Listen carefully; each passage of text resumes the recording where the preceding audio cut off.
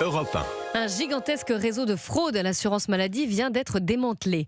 7 personnes ont été mises en examen, soupçonnées d'avoir détourné 58 millions d'euros à la caisse primaire d'assurance maladie.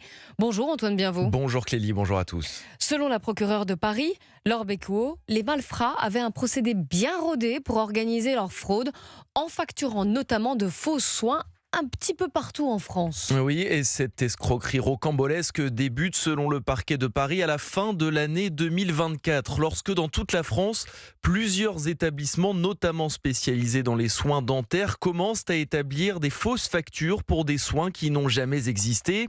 La combine est simple, les escrocs usurpent l'identité de plusieurs patients et médecins, parfois décédés, pour déclarer ces soins fictifs à l'assurance maladie et ainsi se faire rembourser.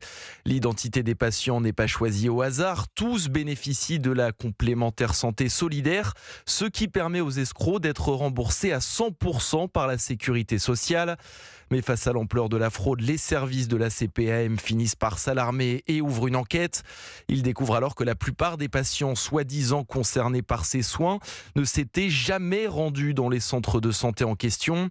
Les enquêteurs remarquent par ailleurs que les montants facturés pour ces fausses opérations étaient bien supérieurs à ceux pratiqués en temps normal.